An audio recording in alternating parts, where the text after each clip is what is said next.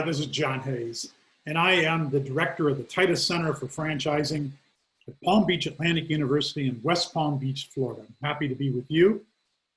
I have been for about 40 years a proponent of franchising, but more so a proponent of people making certain that they're a good fit for franchising before they buy a franchise. So of all the franchises that don't succeed, for whatever the reason, some people don't make enough money, therefore they say they didn't succeed as a franchisee. Some people just outright run out of money and fail. They don't succeed as a franchisee. There are any number of reasons why franchises won't succeed, don't succeed. And I am a proponent of making certain that before you invest in a franchise, you make sure that you're compatible with franchising, because no matter how much money you have and no matter which brand you buy, if you're not a good fit, you don't necessarily have to be a perfect fit, but you got to be a good fit. And if you're not a good fit for franchising, you're not going to be as successful as you could be if you were a perfect fit for franchising. Some people are cut out to be franchisees and some people are not. A lot of people will argue with that, particularly franchisors who want to sell you a franchise. They're going to tell you that anybody can follow our system. We can teach anybody how to follow our system. That simply is not true, at least not in my experience. Been at it for about 40 years. I've been a franchisee. I've been a franchisor. I was the president and CEO of We Buy Ugly Houses, Homevestors of America, based in Dallas, Texas. Ran that company before the 2007-8 recession. Had 250, 260 franchisees at the end of my term of running that company. And I knew for a fact that we had sold franchises to people who were not a good fit for franchising, and furthermore, people who were not a good fit for our type of franchise. So, you want to buy a franchise? I think that's a great idea. It's the best way for most people to build their personal wealth, but it is not for everyone. And every brand is not for everyone. Just because your idiot brother-in-law bought a franchise and is doing really well doesn't mean you will do well in that same business. It's cut out for your brother-in-law, and it may not be cut out for you. And it being franchising, first and foremost, because it's not for everyone. It's not for people who don't want to follow a system. It's not for people who are innovators and true entrepreneurs. And then the brand, depending on what the brand requires franchisees to do. For example, if you're not cut out for selling and the brand that you want to buy requires franchisees to be really good at selling, how successful do you think you're going to be? Now, you can hire for your deficiencies. So you could hire somebody who's better at selling than you are, and that would help your chances of becoming a successful franchisee. At Homevestors, for example, everybody in the 1980s and 1990s and early 2000s, everybody wanted to be a real estate investor. Everybody wanted to flip houses, which we were not in favor of doing because, first of all, it dirties up real estate, and secondly, it's not where people can make the most money. But that's beside the point. I'm not here to sell you on We Buy Ugly Houses. I'm here to point out to you that some of our franchisees were better than other of our franchisees at buying houses at a discount.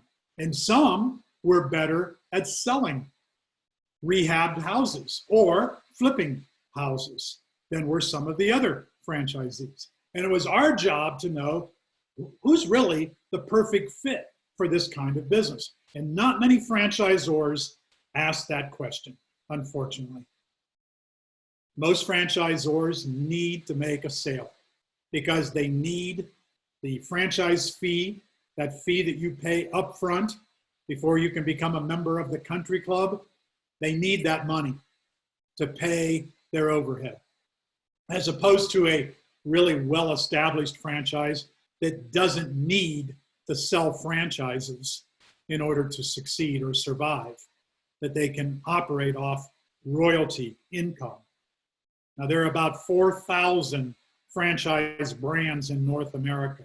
On any given day, there are probably 3,000 of them that are selling franchises, actively selling franchises. There are franchise brands that are sold out, or they're sold out in your area, or for whatever reason, at the moment, they're not selling franchises. There are almost always resales of those franchises. But of the 3,000 that are selling on any given day, even if you're a perfect fit for franchising as a concept, you might only be a good fit for 500 or 1,000 of the available franchise brands that are for sale. It's still not a bad number because you only have to select one. You just have to find the one that you can afford, the one that's going to make you happy if you were a franchisee for 5 or 50 years, and the one that you're a good fit for. And it's not difficult to do this. In fact, I'm going to show you how you can do it without spending any money, how you can do it in a very short period of time. And I would hope that your franchisor test you as well, evaluate your personality to see if you're a good fit for what they're doing. In fact, I think you ought to require that of your franchise company. You want some proof that with my personality, I'm a good fit for what you do in your brand. And I would like to know, who are your top 10 or who are your top 20 producing or earning franchisees? And what are their personalities? And how do I overlay with their personality? It's one of the easiest, it's the easiest way. And by doing a DISC profile, and I'm a proponent of DISC, there are lots of personality profiles. There are some that are tailor-made for franchising, and I'm happy to see you take all of them or any of them. Lots of franchise companies use personality profiling. Not the majority, but lots do. Franchise brokers have their own, or maybe they use one of the franchise communities' tailored personality profiles. Just do it, whatever it is. Now, most of them will cost you something to do. And I have been a proponent of DISC for a number of reasons. Is it the best personality profile? No, it's not, but it's free. And you can have access to it very quickly. I've used it for more than 30 years. I rely on it to get a quick look at someone's compatibility for franchising first and foremost. And then when I know what a brand expects of franchisees, I can tell based on the DISC whether or not that individual will be a good fit for that particular brand. I still encourage people to go on and take other profiles, particularly one that the brand may have cultivated just for the brand. But most franchisors either aren't interested in this or they don't believe in this. For one thing, it can get in the way of a sale. Because if you do a profile and your profile is not the same as the top 10 or 50 franchisees in the existing brand's network that you want to buy into, that's probably going to cause a no sale. And to which I say, that's okay.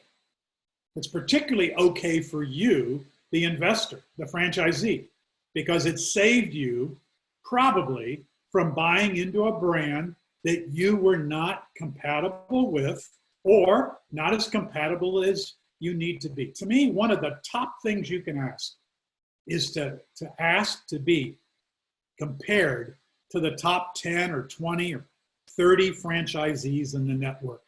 Who are they? What are their backgrounds?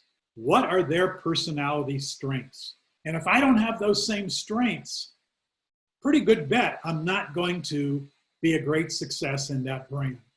And I saw this firsthand because I knew the profile of our top 50 franchisees at HomeVestors. and they matched one another. They were all D personalities. And I also knew the personality profile of the bottom 50 franchisees in our network, and they were not D personalities. So that told me something as the CEO. I want my franchisees to be successful. And if they did not have a D personality, the chances were pretty clear that they weren't going to be successful. They were frustrated because they weren't the right personality. They'd already spent $50,000 to become a franchisee. They were frustrated. We were frustrated because no matter how much training and support we gave them, they were never going to improve, at least not improve to the point where they would be a successful franchisee by our evaluation and by their own evaluation. Many of them got bitter. Many of them said we were crooks. Many of them, most of them, would not validate us. So when some prospect called one of the bottom producers and said, would you buy Homevestors all over again? Those bottom producing franchisees would say no, and who would blame them? And some of them said we were crooks, and of course we weren't crooks. We just did what most franchisors will do. We sold franchises to everybody and anybody. In fact, at one point, Homevestors sold franchises by phone to people who they hadn't even met. I think that's a bad idea. It's happening again during this pandemic. People are eager to buy franchises. You can't go to a discovery day because you haven't been able to fly, or you don't want to fly, whatever the reason. Because of COVID, the discovery days are not in person. There are no live franchise expos where you can go visit someone in their booth and rub shoulders and shake hands. That's not happening now. So we're online with expos, and all this is great. We're adapting. People are selling franchises. People are buying franchises, and some are buying by phone or by Zoom. Is that a good idea? Possibly. We're going to find out in the next couple of years. It's a better idea if your profile matches the top producing franchisees in the network. So that's my pitch. That's what this is about. I won't keep you for very long. I will step you through my slides, invite you to contact me. I have contact information at the end of my presentation. You can always contact me at the Titus Center for Franchising at Palm Beach Atlantic University in West Palm Beach. You'll find us at tituscenterforfranchising.com. So let's take a look at some points that I want to make. What do you see? What do you see on the screen? I'm going to give you a moment to look closely. Some of you are going to say, you see an old lady. And you do. There's an old lady in that picture. Some of you are going to say, she's not an old lady. What are you talking about, an old lady? She's young. She's probably in her 20s, the lady I see. And you're right, too. So there's an old lady in that picture, and there's a young lady in that picture. And this is what's wrong in communications. Two of us can look at the same thing, in this case, an image, and come away with different perceptions. And this happens all the time. Now, is that because our personalities are different? No. I just use this as an exercise to explain that franchisors will often say of their bad franchisees or their non-producing franchisees, I don't know what's wrong with them. We give them the same training we give all our other franchisees. Why? What's wrong with these people who can't produce, who aren't making it a success in our business? What's wrong with them? There's nothing wrong with them. They just don't see what everybody else has seen or what others have seen. We can talk about the same thing to two people. Those two people can get different perceptions, sometimes based on their personality, and walk away with very different ideas about what they're supposed to do. And that happens all the time in communication, certainly happens in franchising. And we can do better than that. So I suggest you use the DISC, D-I-S-C profile. It's free. If you go to howtobuyafranchise.com/disc, it's free. And it takes you about 10 minutes to complete it online. And you will get a response by email giving you your DISC profile and some explanation about what your DISC profile means. And so we would ask you, do you have the personality to be a franchisee? Are you a good fit for franchising overall? And then you can boil it down or drill down to find out if your personality is a good match for the particular brand that you want to buy. So your personality in DISC, D-I-S-C, is going to be dominant or influencer or steady or competent. Well, it's actually going to be a combination of those four. And we usually talk about the top two letters. So usually we'll say, well, you're a high S, high I, or you're a high I, high D, or a high C, high D, or a high D, high C. Those means, if you're a high D, high C, that means that you are a dominant/competent personality. And the strengths of the dominance and the strengths of the competence are what are represented in your personality. And if that's what's represented in franchising, and more so, if that's what's represented by the brand you want to buy, then you're a good fit. You might be a perfect fit. But if not, then you're not going to be a good fit. It's not the end of the world. And by the way, any personality is a fit for franchising with some modifications, but some are stronger than others as we'll go along. So let's talk about the D personality, the dominant or driver personality. Well, everybody knows the guy on the left slide. In fact, he is an off-the-chart D personality. Whether you hate him or you love him, he gets things done.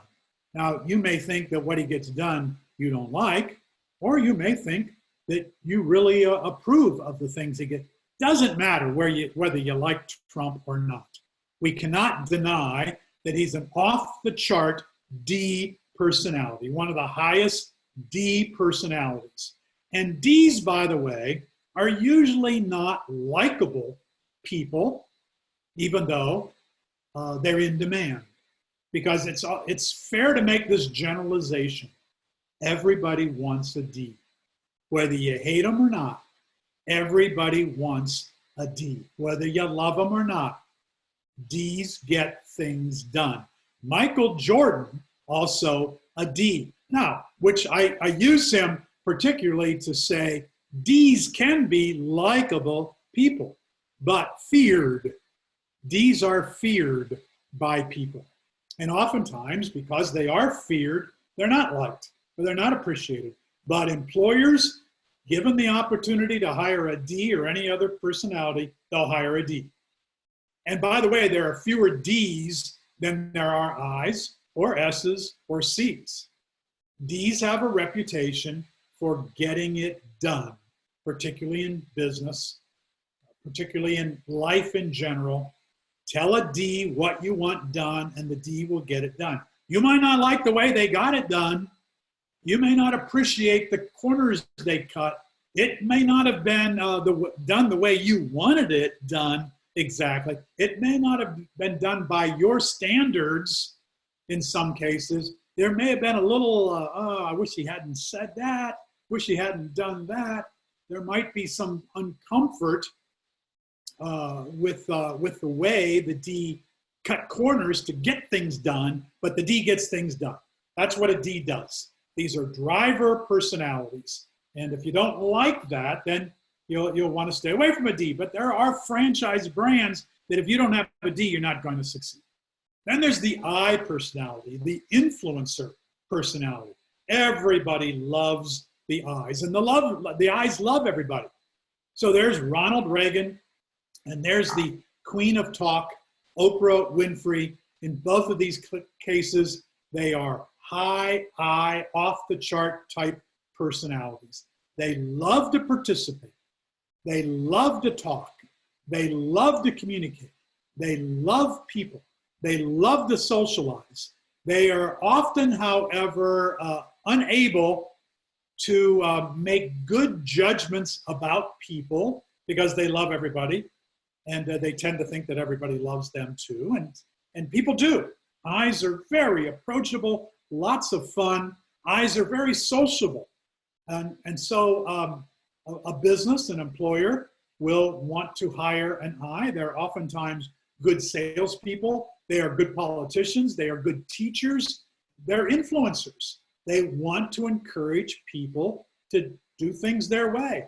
And those I's make good franchisees as well. So it's important, again, to know, are you a D? Are you an I? Are you a combination D and I? Or maybe your I is stronger than your D. You can find out at howtobuyafranchise.com/disc. Then there's the S personality. When I moved to Philadelphia in 1976, the first political rally that I attended in Center City, Philadelphia, was candidate Carter's rally right in front of City Hall. And wow, I had moved from Ohio. I had not been to this big of a political rally. And I went down to meet Jimmy Carter, grabbed his hand in the receiving line, shook it, and said, "You're going to win, Jimmy." He said, "I sure hope I do." And nicest guy in the world still is. God bless Jimmy Carter and our former First Lady, Rosalind Carter, and Mother Teresa. These are off the chart S personalities. Loyal, loving, kind, great listeners. That's what the S is all about. Listening. And then participating from behind the scenes. S's are loyal, reliable, comforting individuals. They're really good in the back office type of operation. They don't seek the limelight. They are not risk takers. So the S personality is lovable and likable and appreciated. But unlike the D personality and the I personality, the S is not generally a risk taker. Now, you might say Mother Teresa was right there in the midst of leprosy. She wasn't a risk taker. Well, Mother Teresa was a faithful woman who believed in her calling and who served the poorest of the poor. And that was her calling, and it was certainly among lepers. And how could you not appreciate Mother Teresa, and how could you not appreciate Jimmy Carter?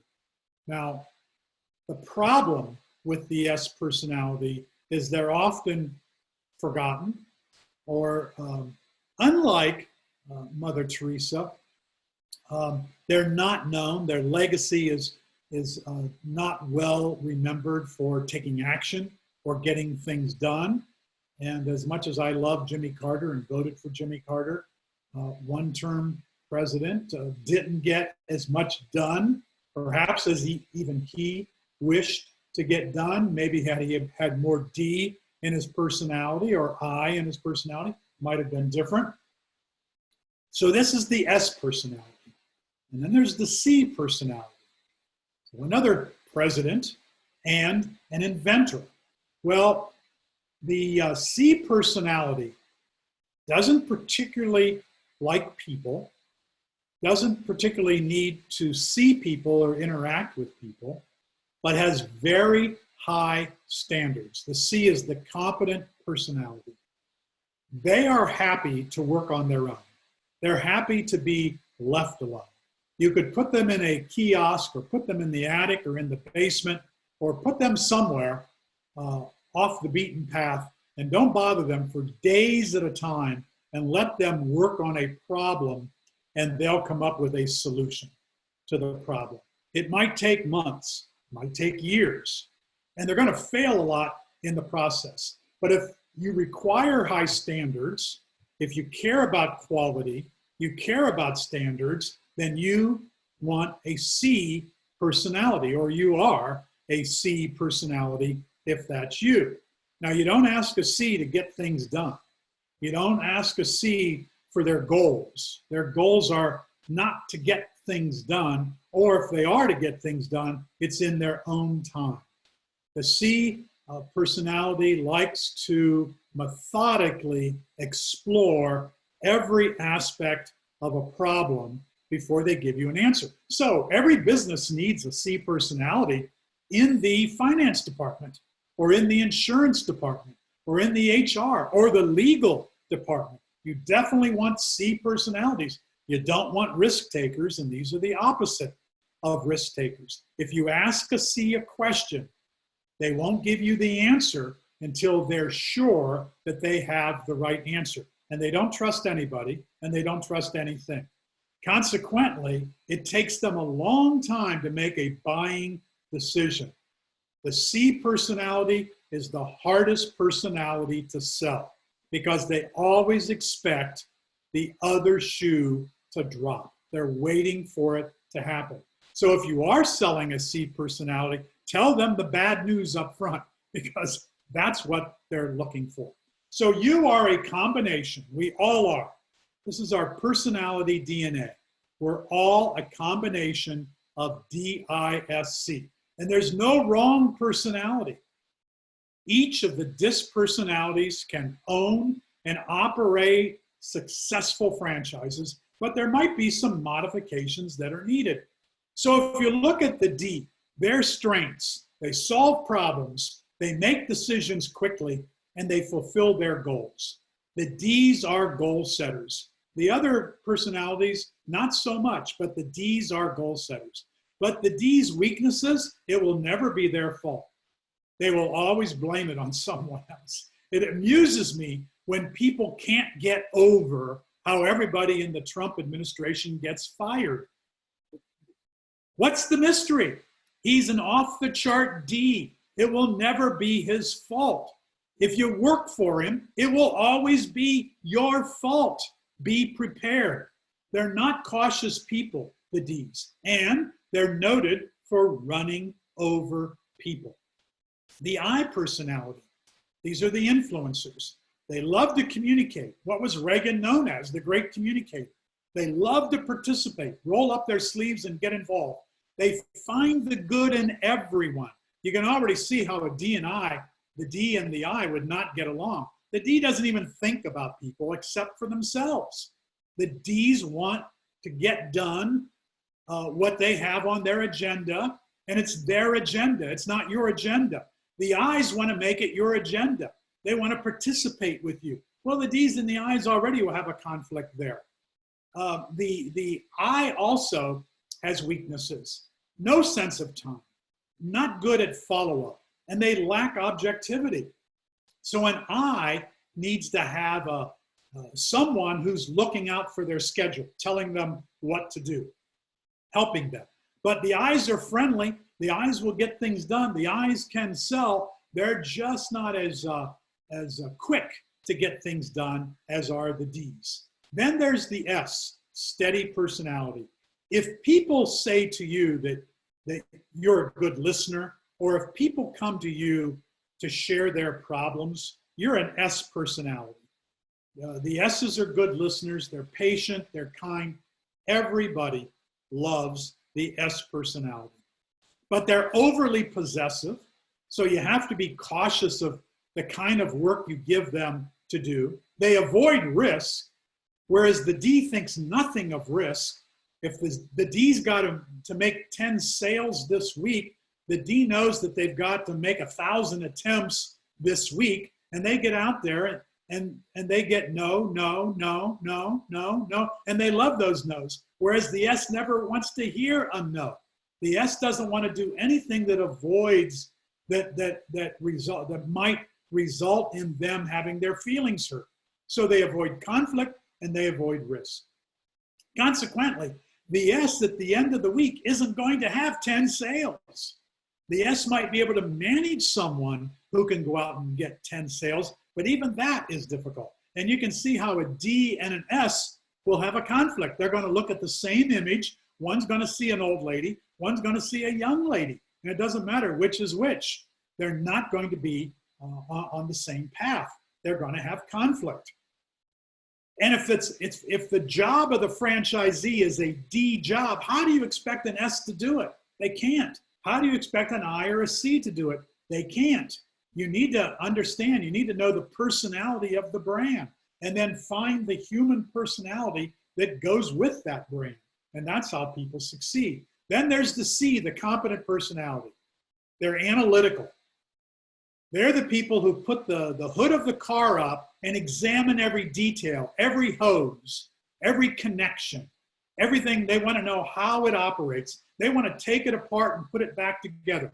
They're inventors or they're entrepreneurs. Franchising doesn't want entrepreneurs, even though you hear franchisors say that, or you hear franchisees describe themselves as entrepreneurs. No, they're not. Entrepreneurs take risks. Franchisees aren't supposed to take risks. At most, franchisees take calculated risks, but the C even pushes that further to the right. The C's are very analytical. They've got to be accurate. They rely on high standards. So if they're in the food business, they want the highest of standards. Those, everybody should, everybody does. Who wouldn't want the highest of standards, particularly nowadays with viruses attacking us? Who wouldn't want the highest of standards? But it doesn't always happen. Think of popular food and beverage locations. We're not always getting the highest quality or the highest standards. And Americans and people throughout the world are like, well, that's okay. We don't always have to have the highest. Not the C. The C always wants high standards. And they're rigid about that. And they procrastinate because they've got to wait for every shoe to drop before they can come to a decision. And they are overly critical just by their nature. When they're looking at standards, they're comparing them, they're evaluating them. And the C's don't need any interference from other people. They're loners. So you can put them in your finance department, you can put them in your legal department and in your HR department. And you can see that a D who wants to get things done quickly and a C, they just won't get along. And if the franchise brand requires a C to get the job done right, a D is going to mess up. A D is going to be a disaster. And probably so will an S be a disaster in that kind of brand. So you got to know the personality of the brand, and you got to know your personality before you go invest. You can easily identify DISC personalities if you start using DISC over a period of time. If you know people who are results-oriented and driven, just by listening to people, how they talk, they're competitive, they're direct, they're insulting some of the time. They're arrogant. Those are Ds. Those are dominant personalities. And then you probably know people who you love to be around them. They always want to meet at the coffee shop. They're outgoing, they're emotional, they want to know about you. Their orientation is people first and results second, which is dramatically the opposite of the D. These are I's. They like to combine socializing with meeting, and they like to talk a lot. Those are I's. S's, you know, sincere people, loyal, cooperative, loving, kind people, soft-spoken people. These are good people. They're peacekeepers. They often work in the back of the business, in the back office. They like security. They like the feeling of security. These are the steady, the S personalities. And then you know people who are by the book. It's either black or it's white. There's no gray. There's nothing in between. They have to analyze every situation before they tell you whether it's good or bad, or before they'll commit to it. They look before they cross the street. They walk before they run. You know these people. These are competents. These are good people too. All of these, D-I-S-C, all good people. In the case of the competent, quality is their orientation. In the case of the D, if it's high standards or not, doesn't matter to the D. They have a goal. Their goal is to sell 10. They're going to get 10 sold. Whether it's high quality or low quality, in the middle quality, doesn't matter to the D. And again, it's up to you as the franchisor to determine the personality of the franchise, what's required. But it's up to you as an investor, as a prospective franchisee, for you to ask these questions and for you to determine whether or not your personality is going to match the brand's personality. howtobuyafranchise.com/disc.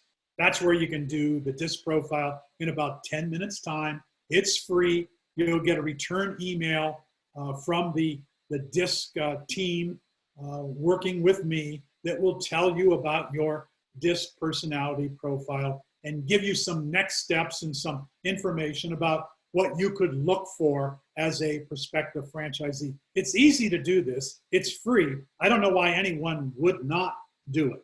You know, no one can sell you a franchise or commit you to buying a franchise just because you complete a personality profile or just because you sign to get a franchisor's disclosure document.